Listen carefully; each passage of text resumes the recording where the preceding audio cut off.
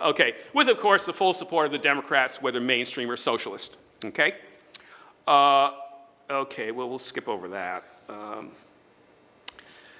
Okay, now I wanted to spend some time talking about the media in Assange. I have a lot of personal experience on that. Father, an AP journalist, grew up around Washington, reading the New York Times and the Post every morning since I was about 12, and 25 years as a newspaper printer, in which I really learned some things about exactly what is this objectivity. But I don't think we could have time for that at this point. People can talk to me later. But how does this all relate to what you see on the tube from CNN and MSNBC and Fox?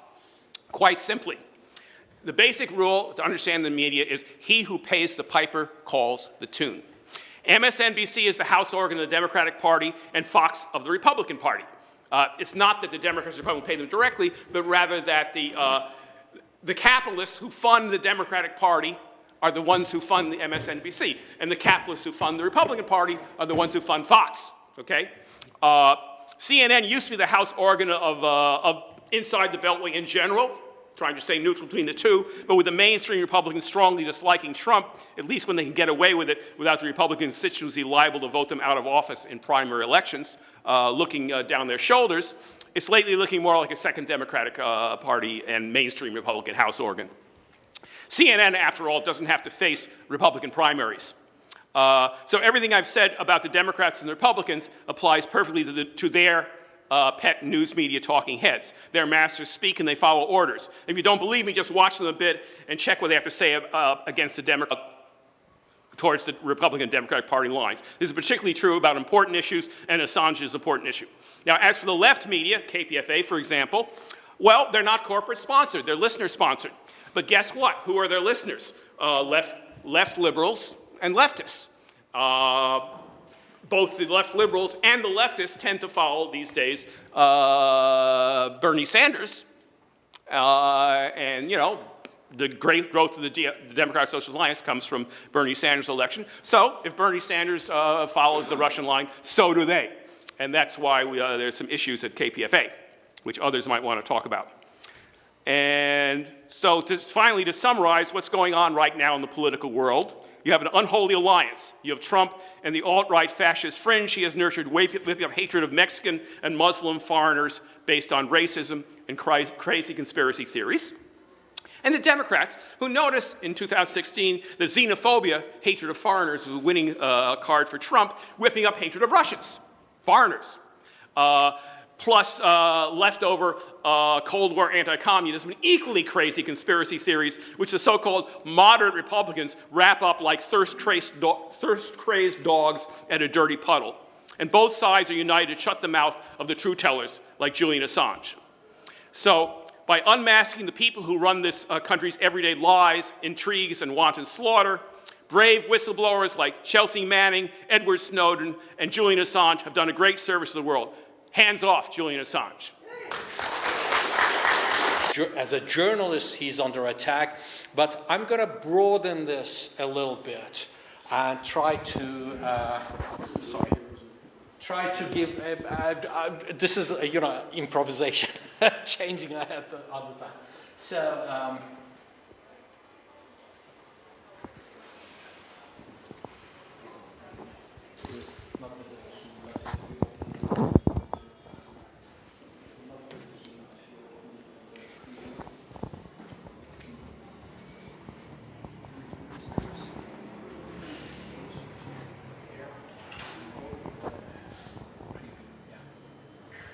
My presentation is not working. There's a version problem there. So. Yeah, put that one in there.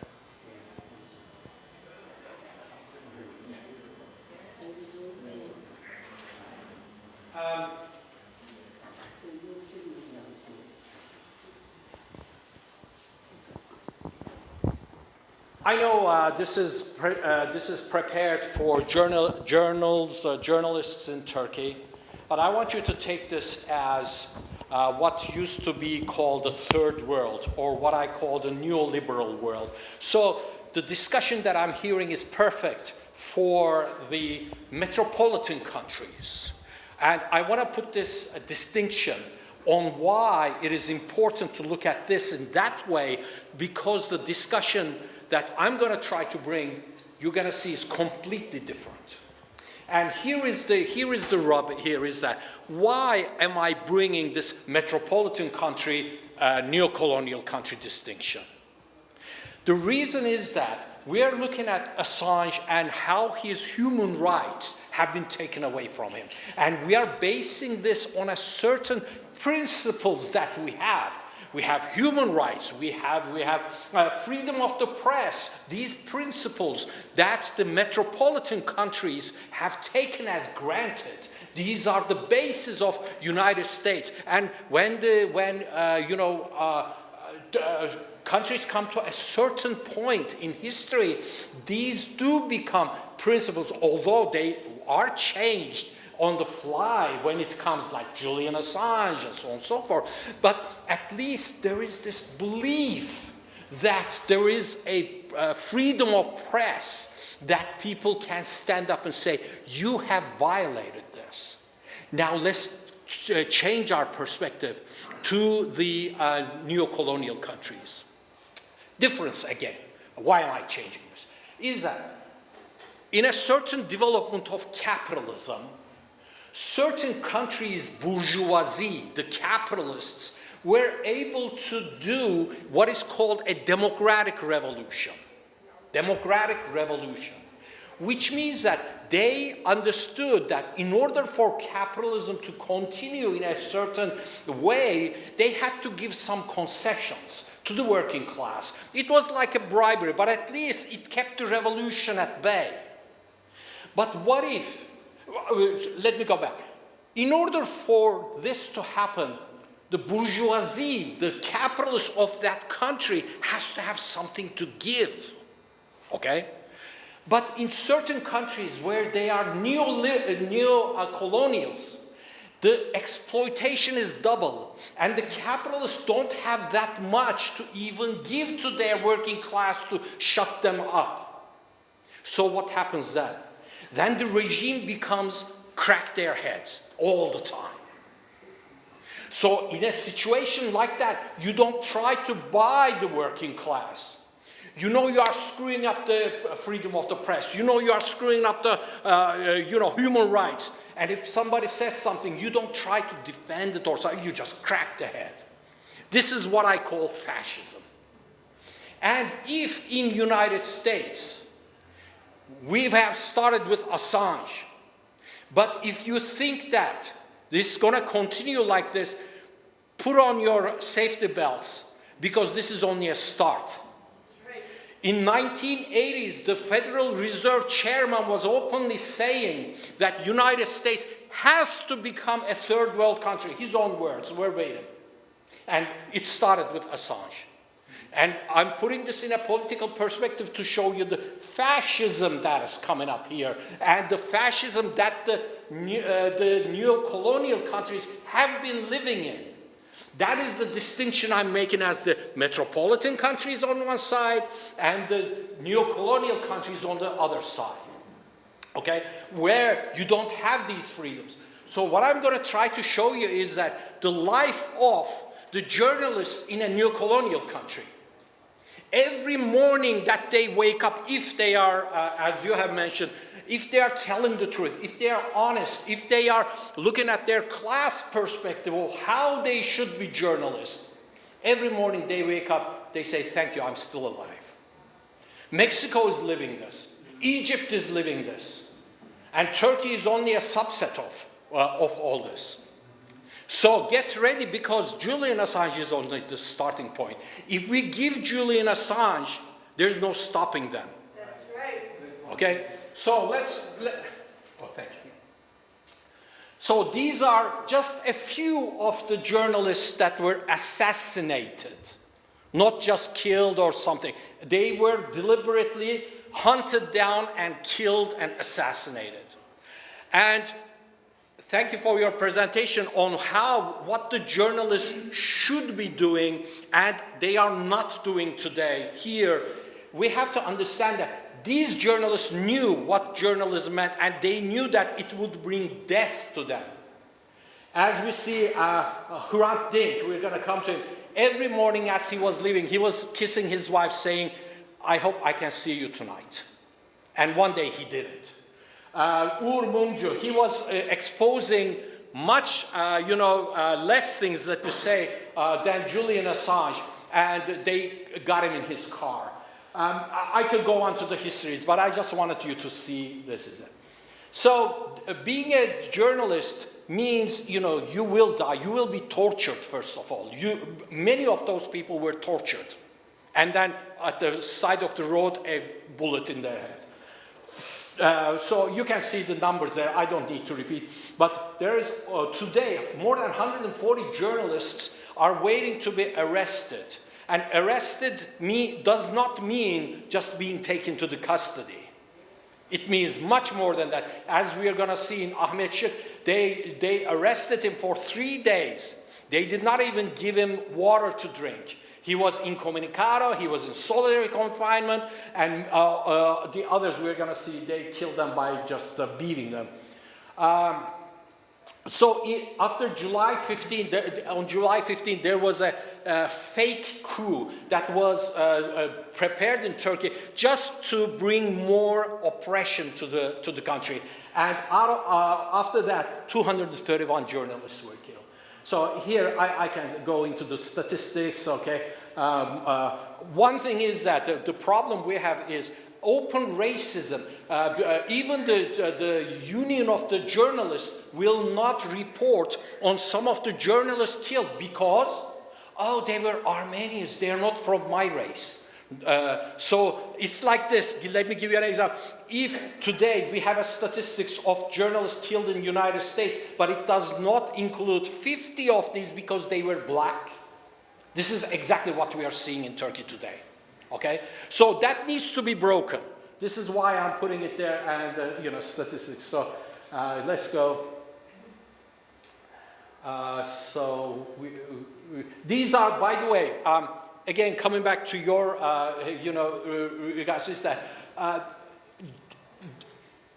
the difference I'm seeing is when the class struggle in a society has risen to a point where it is actually an armed struggle, it's you or me dying, the solidarity, you see people's true sides, true faces. These journalists are carrying the papers that is banned. The government bans a newspaper, and intellectuals and journalists pick up that paper and go out on the street to sell them, saying, F your ban, F your censor, here we are selling the newspaper. What the F are you going to do about it? This is the class struggle. And these are the people who are holding up this fort for journalists. If we give Julian Assange, if we give these people up, there is no turning back. We have to understand that. This is nothing new. Again, coming back to that neo-colonial country. Turkey was established as a good republic, democratic republic, and from the very first day, it was between the two lips of the dictator, Kemal, to close down newspapers and to kill the journalists, actually. And there were many journalists. This is the first guy that was attacked just because he questioned the closing of a second party, okay? So that was it. Because of that, he was, a new party was formed, and then the police raided the party and arrested people. He used the word raid in his news. He said, last night the offices were raided. So he was exiled for life to another town. These are the journalists that were forced to beg Mustafa Kemal, the founder, to save their lives because of something they wrote. And Mustafa Kemal did forgive some of them, but the others received 15 years. But they promised that forever in their lives, they will never ever do journalism ever again. So this was the cost of questioning. Here is one of the first newspapers, a leftist newspaper, that was ransacked by the youth, the fascist youth, that the government organized and attacked, just like in the Nazi Germany, okay? So, and the owners just barely made it from lynching, and the reason why this was done is that one of the related magazines is called Görisch. It starts with the letter G. They said, if you take the letter G, turn it upside down, and close part of it with your finger, it looks like hammer and sickle. There you got it. You're a communist. I'm not kidding. I can't make this up. I cannot make this up. So in 1979, this is the editor of Milliyet. He was a liberal guy. I mean, nothing big. But he was shot by Mehmet Ali Aca, who escaped from the prison with the help of the officers in there, and he escaped to Europe and he shot the Pope. His co-conspirators were later caught in Europe dealing drugs, and they have all come out with several passports given to them by the government. And they have said that intelligence officers were in there when they plotted to kill the editor-in-chief of this magazine. So what I'm trying to say is that fascism is not some stupid youth on the side attacking right and left. It is very well organized and related to the state. And if the journalists do not toe the line, this is what they get. America next on that one too. Oh yeah. Metin Göktepe is a socialist journalist. The government attacked a prison, and they killed dozens of people, burned them down, and unbelievable torture and so on and so forth. He said, no, this is my assignment. I have to go and report this. Police did not even let him in the town, forget about near the prison. But he insisted. So they arrested him, and then his body was found. And the prime minister said that he never was arrested. The prosecutor said that he was arrested but then released and he just died. And the interior minister said that he was on a wall and he fell and he died. So 1990s, this is where I'm coming, is that when there is a civil war, the class war escalates to such a level that fascism is the only solution to the rulers. And in these years, it was illegal to even live in a Kurdish town. It was illegal to go there. Millions of Kurds forced out of their towns, and they had to go there. And as a result, in journalism, the newspapers, all Kurdish newspapers were shut down, and they started killing the editors, intellectuals, writers in those newspapers, as the Uncle Musa was done. And so the Kurds changed. Look, they are trying. They said, okay, fine, we are dropping our weapons, guerrillas. We want to talk with you. And so they formed political parties and they sat down. So they shut down one after other, the political parties, and all of the representatives, all 18 of them, they put them in trial, as you see, with the gendarmerie, the army behind them, and they were all put into prison. But the thing was that they disappeared more than 1,000, but at that time it was 500. So Saturday mothers formed, where every week these mothers came to Istanbul to demonstrate on Saturdays. And it is still going on. This happened only about a couple of weeks ago. They did their 700th Saturday to ask the government, where is our loved ones? And the police attack. Unfortunately, I can't show the video at this point. And again, the intellectuals came out with the papers, banned paper, and they were selling them, just to say. Of course, we have the liberal journalists who came out and said, well, yes, we know these so-called journalists are being arrested, but they're no journalists, they are terrorists pretending to be journalists.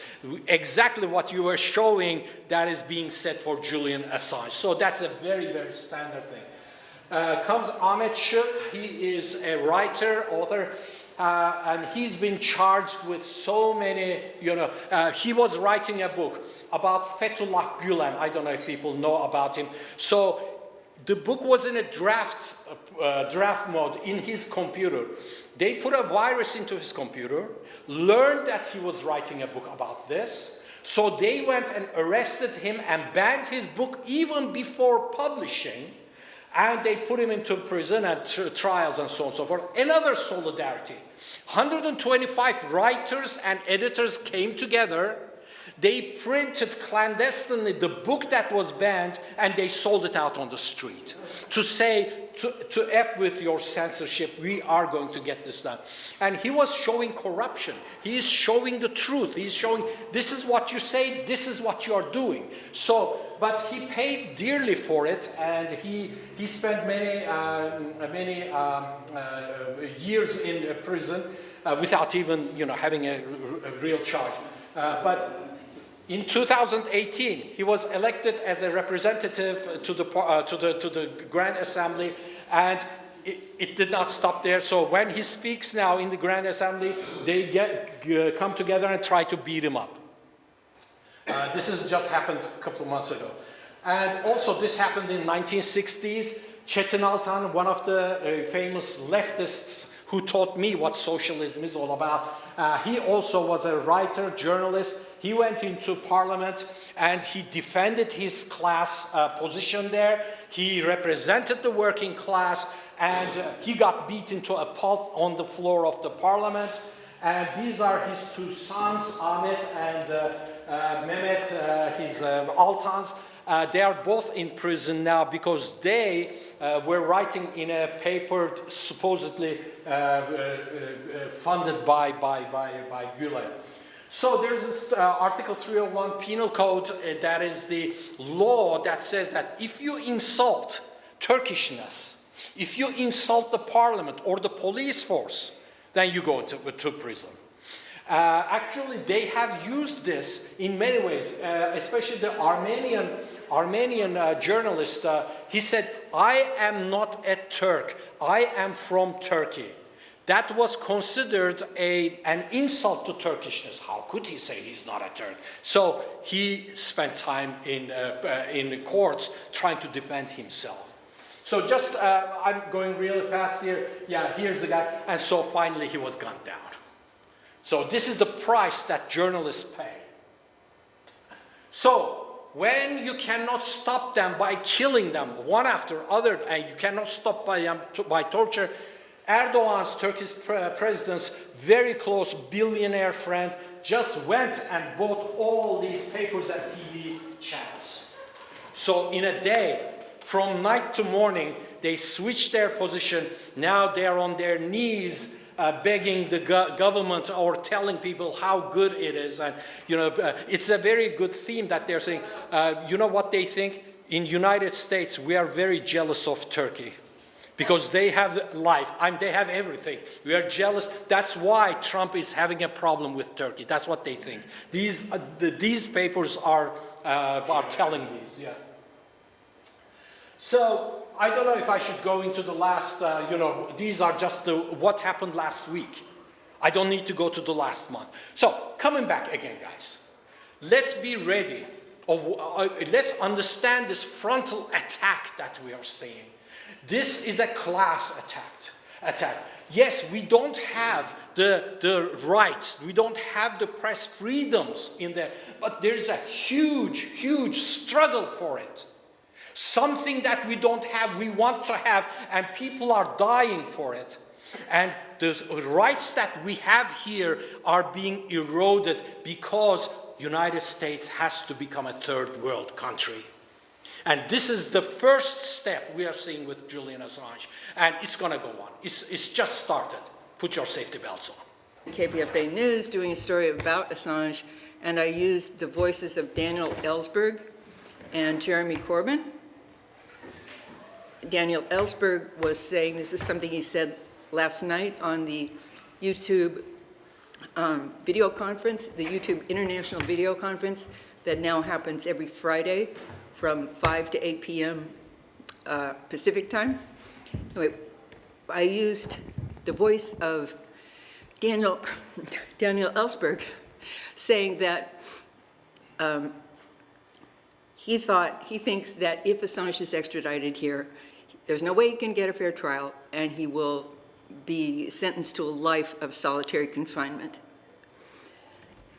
He also said they would come up with an excuse, a bizarre excuse, that they had to put him away because he had more secrets to share. Wow.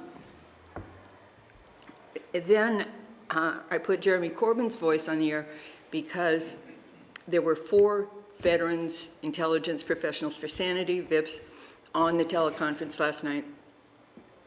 And they decided together during the video conference to write a letter to Julian Assange. To write a letter to Jeremy Corbyn asking him to advocate for Julian Assange. And the 4 intelligence professionals were Daniel Ellsberg, Ray McGovern, John Kiriakou, and Mike Gravel, the former senator from Alaska, who had been an intelligence professional of some sort during his military service. Later, he read much of the Pentagon Papers into the congressional record. So let's see, I'd like to say something about this Jeremy Corbyn effort. I know Nozzoni has given this some thought as well. I put a clip from a speech that Jeremy Corbyn had given at the UK Labour Party's annual convention earlier this year, when he said, the Labour Party has to defend journalists under fire. And he was very passionate about it. He didn't name Assange, but he said journalists all around the world. Nozomi said that he has tweeted a few times in support of Assange, but nothing like that lately. I'm trying to be thoughtful about his position, because at this point, he is carrying a lot of people's hopes with him, not just in the UK, but a lot of people in the rest of the world. So he has to consider his political decisions very carefully. And I think he'll have to ask himself, and this is not cynically, he'll have to ask himself, because so many people have their hopes pinned on him, he'll have to ask himself how he can best serve them. Is there going to be a political cost or a political gain? What's the wisest decision? And I hope people don't dismiss him. Some people commonly have a litmus test for accepting a public figure, valuing a public figure. And so people may say, oh, he didn't stand up for Julian Assange. He ignored this letter from VIPS. That means he's a sellout, he's blah, blah, blah.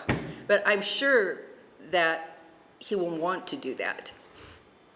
I imagine that it will depend on his grassroots base. And remember, Jeremy Corbyn was taken by surprise when he was elected to lead the Labour Party. There was a grassroots movement, momentum, which made major changes in the Labour Party structure. They lowered the dues to, I think it's $5 a year for students. So they were able to get students and exceptions, low-income exceptions. And they then managed to get far more members, including a lot of students who are being crushed by student debt.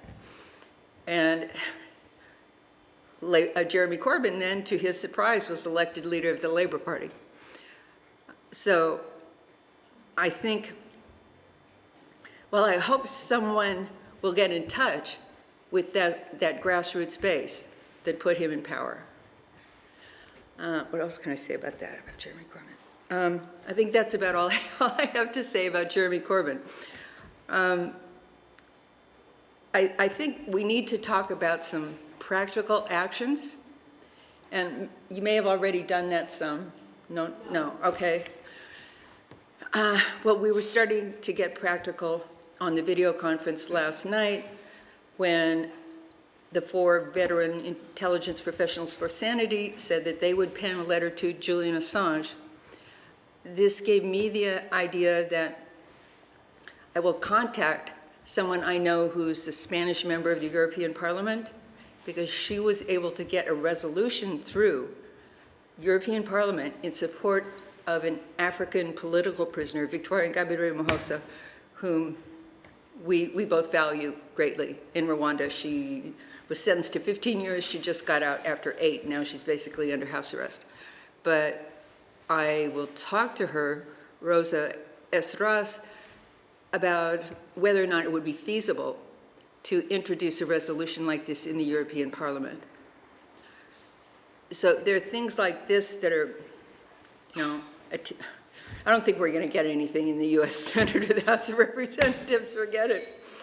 But they did, this is sort of apropos of nothing here, but at the end of, let's see, where are we? It was Saturday. At the end of last week, Congress, I'm not sure it was the House or the Senate, I think it was the House, passed a resolution saying that Europe shouldn't buy natural gas from Russia.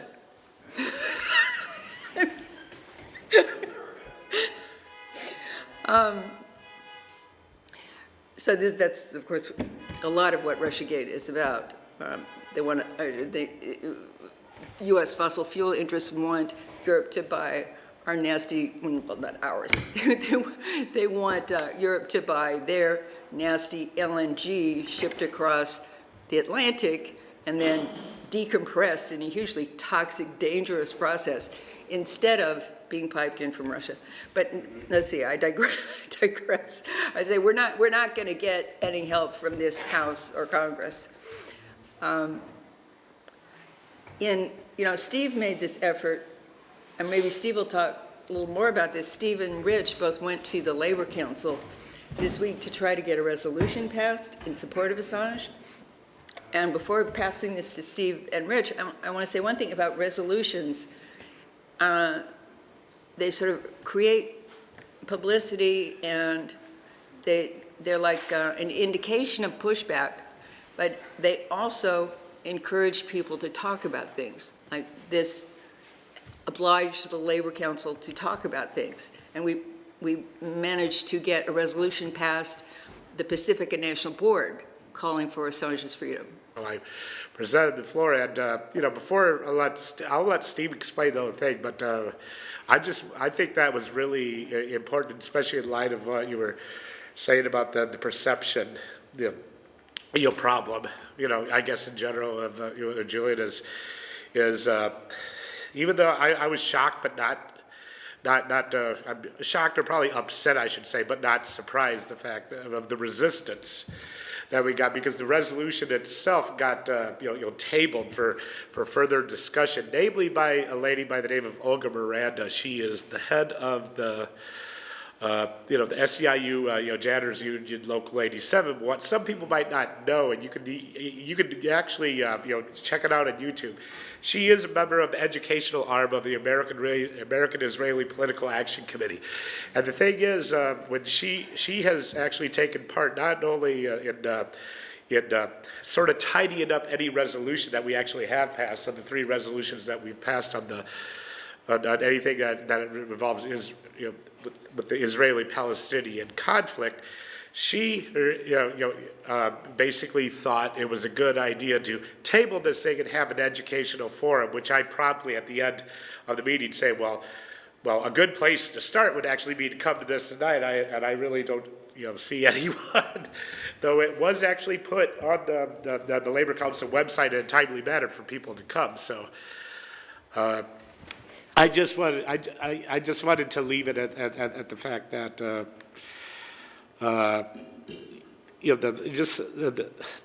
Democratic establishment. First of all, there were a couple ladies that were concerned about the rape allegations, and after that was quickly cleared up, that's when the aforementioned thing about Olga proposition to table it actually went into effect, and I guess we're going to conjure up something, probably get some good documentation, hopefully even people to speak. at a future forum, wherever that may be.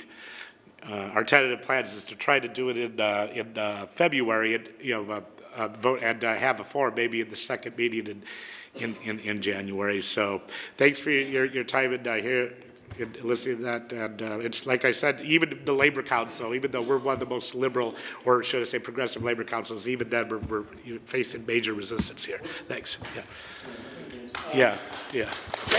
Things that did happen at the Labor Council is Gloria LaRiva supported it, and she's the delegate from the Newspaper Guild, and said that the effort to undercut it by accusing Julian Assange was being a rapist was an attack on Julian Assange and basically to subvert the campaign to defend journalists, because all journalists are threatened by this. So it was a useful discussion, and I'm not surprised that they tried to table it, but we're going to have more educational material and educate people about the case and why he should be supported.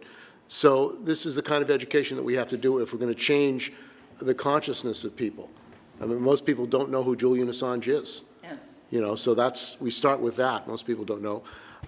So I think we're going to bring it back. We're going to get some educational literature, and we should, start going to union locals. One of the issues, though, that we had in the struggle for this resolution that was passed by the Pacifica National Foundation, 12-0, is at the KPFA local station board meeting, which some of you were at.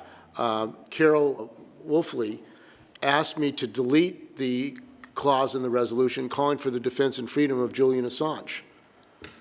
You should delete that. So I said, well, why would I delete that? Well, we should just have discussion and education about Julian Assange. We shouldn't really call for his freedom and defend him, politically. And I think this is what's going on at KPFA. Basically, if you can't defend Julian Assange, you really don't belong on public radio. You're not really defending journalists, because other journalists are threatened, not just Julian Assange.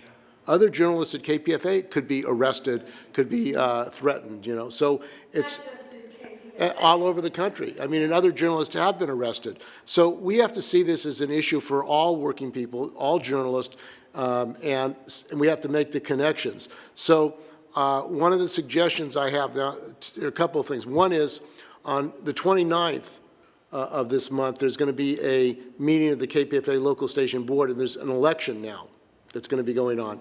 So I propose that we have a press conference prior to that local station board at 10 a.m. It starts at 11 a.m. That we have a press conference to talk about why KPFA should be in the lead of defending Julian Assange. That this is an issue for KPFA, and the fact that not only have they said that they're not going to defend Julian Assange and call for his freedom, but they also have banned videotaping of meetings. They don't want public meetings of the local station board videotaped.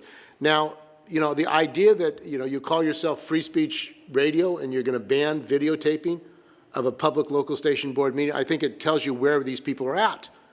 If you don't want to be videotaped, you shouldn't be on the board. People should, the membership and the listeners of KPFA should know what the board members stand for, what their positions are. So I think that they're basically, and they followed that up by saying they wanted to ban videotaping by saying that we're not going to have a roll call unless we have a majority vote. So if you're not at the meeting, you wouldn't know how people vote on particular resolutions. So this is more basically censorship, basically lack of transparency, and it's something that we have to challenge politically. The other thing is that I think we have to take a position that if Julian is arrested or evicted from the consulate, that we mobilize to the British consulate, which will be where he'll be in Britain. He'll probably appeal his extradition. So that is an opportunity to expose the fact that Britain is in collusion with the United States. And I mean, my view is that May should be in jail for what she's done, the war crimes of the British government. I mean, the real terrorists, as a matter of fact, are running the governments of the world. Those are the terrorists, not Julian Assange. In fact, the crimes that he exposed in WikiLeaks, the murders by U.S. troops in Iraq, all the crimes that were exposed, the crimes of Hillary Clinton in collusion with the overthrowing the government and supporting the military government, which led to migrants being forced to leave. Honduran, yeah. I mean, those are crimes. Those are real crimes. And yet those people are calling for the prosecution of Julian Assange. I mean, I think we've got, there's a twist here, and this is what we have to say to people. It's not Julian Assange who should be prosecuted. It's the people who've committed the real crimes who should be prosecuted. That's where the criminal prosecution should be. If we raise it in that context, then we can explain to people what the WikiLeaks exposed. One of the things they exposed with Hillary Clinton is also that she was colluding with Chevron to support fracking in Bulgaria and other countries in Eastern Europe, coercing these countries to have fracking when they didn't want to have fracking. So these are the reasons that they're after her, and I think we have to have an education campaign, and that's why we had 4 hours of programming today to begin, more education, more discussion, who's the real criminals, and what did WikiLeaks expose? If we do that, then we'll start making connections. I mean, just on what happened in Guatemala, Honduras, what happened there? Why are people being forced to leave? I mean, why do you have a military government there? Who's responsible for the military government? She's personally responsible for the military government, which is killing people and massacring people in Honduras. About the Russians, and this is another issue that we need to bring up, is that the Democratic Party is blaming the Russians for the loss of the election. It's not that people are fed up with capitalism, people are fed up with austerity. It's the Russians. The Russians have taken over the U.S. government. I mean, this is what they're putting out. And they blame WikiLeaks. And they say Julian Assange is an agent of the Russians. I think it shows, but this is not new for the Democratic Party and the Republicans, because during the 50s and 40s, there was a witch hunt blaming the communists. There was a witch hunt against militants, against trade unionists, to kick them out of the unions. There was a purge of the unions. One of the reasons you have a corporatist union leadership is because of the purge in the 1950s and 60s. During the witch hunts, they got rid of militant unions. In fact, the ILWU, along with the UE, are the only two unions really that remained from the CIO, the mass worker upheaval in the 30s and 40s. They want company unions. They don't want militant trade unions. And this is not just the case in the United States. The rebellion of the French people against Macron, where are the unions? I mean, they should be out in joining them in a general strike. I mean, workers are demanding that there be a general strike to bring down the government, to the Macron government. I think one lesson we can learn from the French is that the French working people have enough wherewithal to go out in the streets and even using Facebook to organize nationally to demand an end to the Macron government. And I think if they do bring down Macron, and I hope that they do, I hope American working people can take the same action here, because that's the kind of action we need. I don't want to wait for the Democrats for an impeachment, to go through the whole bureaucratic process that they have. It's like waiting for Godot. I mean, this is, one trial after another. If there were mass action of working people in this country against the Trump government, he would be gone. He doesn't have a lot of support. So, do you think the yellow vests in Europe could affect the Assange situation if they decide to go in and get him? Well, what kind of protest? there are protests now in Britain of yellow vests, and the capitalist class is very worried about France. They're worried that Macron could be, overthrown or forced to leave. I mean, there are postal workers, there are teachers, there are mechanics, all kinds of workers are out in the street now. And the austerity policies of privatization of the post office, privatization of education, privatization of public education, public services, that is bringing a revolt. Now here, for example, in California, you're going to probably have a strike in Oakland, of the Oakland Teachers Union. You're probably going to have a strike of the Los Angeles teachers because of charters, privatization, attacking the teachers. The University of California workers, AFSCME and UPTE, are without a contract. They've been without a contract because they're trying to attack them, privatize their pensions. Now, what we have to, we should go to them, but they need to unite together. They have to have a united strike of all workers without contracts. AFT, but see, one of the problems with business unionism is that they don't want all workers to come together. They encourage provincialism. You stay over here, you stay over there, even though the issues are the same. All these economic issues are the same issues. You know, I mean, a living wage, a pension, against privatization, all sorts, and they're the same issues for all these unions. So why shouldn't they be together? Why shouldn't they go out together? I mean, if the Oakland teachers, the Los Angeles teachers, the UC workers went out together with the Los Angeles hotel and restaurant workers, that would be a tremendous strike wave. This is what we need against this government. But you know, the union bureaucracy don't want that. They don't want general strikes. Let us learn from the San Francisco general strike. The reason there hasn't been a general strike in 1946 is because there's an albatross sitting on workers saying we don't want general strikes. We want to avoid general strikes. Even during the BART strike, people remember the BART strike for 3 days? They went back to work without a contract, and they also refused to allow the AC workers to go on strike with them. If AC and BART had gone on strike together, it would have shut down the Bay Area. Wait, who refused to allow this? The leadership of the union. The leadership of the union don't want united action. So it's our job to support united action of the entire working class. It's our job to connect the struggle of Assange to the question of finding out about the corruption, about who's running who. I mean, the rigging of the election. I mean, the fact that Podesta emails showed that the Democrats rigged the election in Nevada. They manipulated, so Bernie Sanders was not the candidate. I mean, it's blatant corruption. That's what it is, corruption of the Democratic Party. They don't want to talk about that. But then you run up against this wall of people who say, I just can't talk about this because this left us with Trump. And then they blame WikiLeaks. Yeah, but what we have to focus on is on the issues, the working class issues. That's what we have to focus on, what people are concerned about, paying their bills, having a place to live. This is what we have to talk about. That's the central issue. That's what they want to divert people away from, to talk about something else. You know, they made an attempt in this, and we were in France interviewing people. The capitalist press were trying to say this was all right-wingers. These were all fascists in France. These were all Nazis in France. Well, we were there.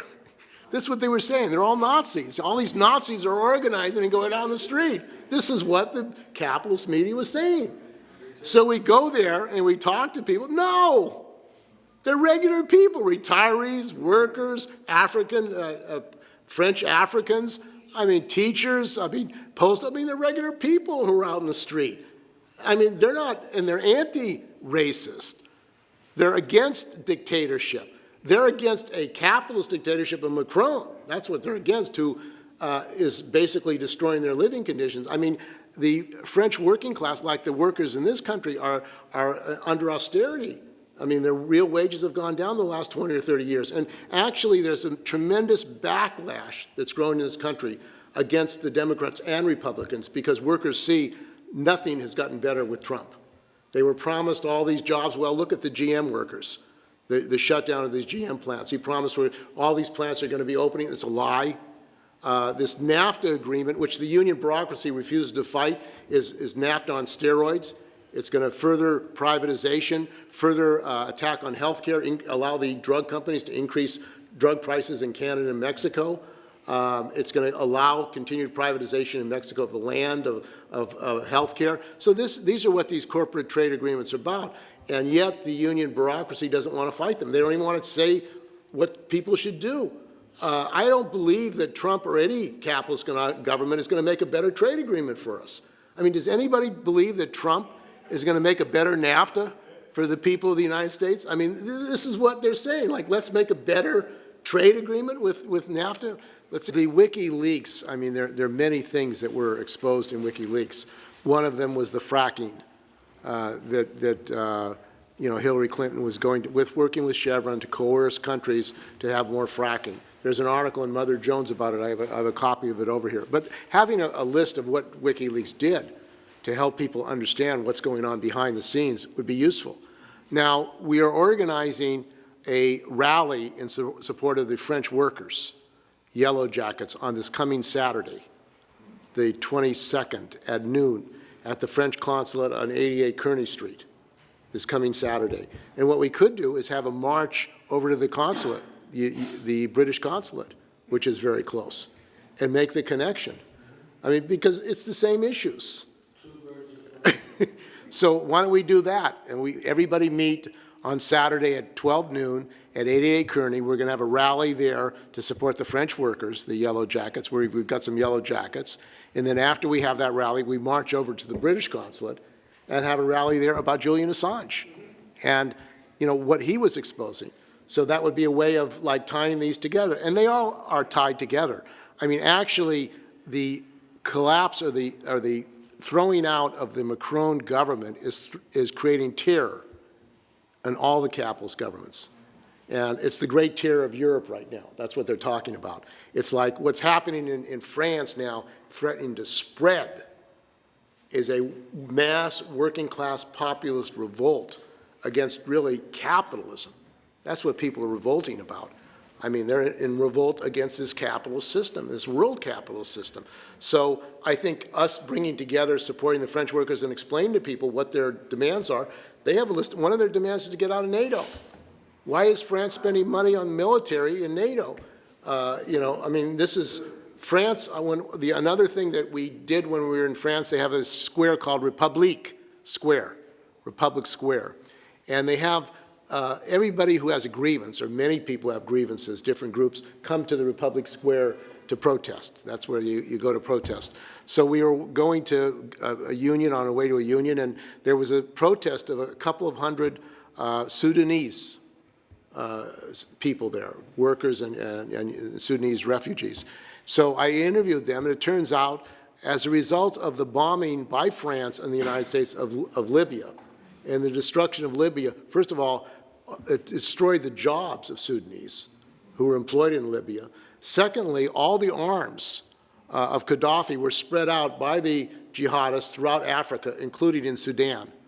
So the genocide now going on in Sudan is a direct connection to what the United States and France did in Sudan. Now, how many people know about what's going on in Sudan? There's not. You look on the internet, you can't find anything. I mean, that's another crime of Hillary Clinton and Obama, and the destruction of Libya. So, I mean, one of the things about the rise of fascism is that the imperialist bombing of Iraq, the imperialist bombing of Libya, the imperialist bombing of Syria has led to the largest number of refugees since the Second World War, 6-7 million. Now, where did they end up? They ended up in Europe. And what happened where they went there? No, wait a minute. No, Wait a minute. what the refugees, a lot of them ended up in Europe. What happened is the right wing blamed the immigrants and said the problem was the immigrants, not these imperialist governments that bombed them. The problem was these migrants who were leaving. Well, that's just like what's happening here, right? Exactly. It's exactly the same. Same thing, but I mean, in other words, when you talk about migration, as we talk about migration here, they're not talking about what Hillary Clinton did in Honduras. They're not talking about what the United States did in NAFTA, destroying, privatizing the ejidos, the lands in Mexico, and kicking people off their land, forcing them to come here to work, and then sending them back where they're working as slaves in Driscoll's and San Quintin.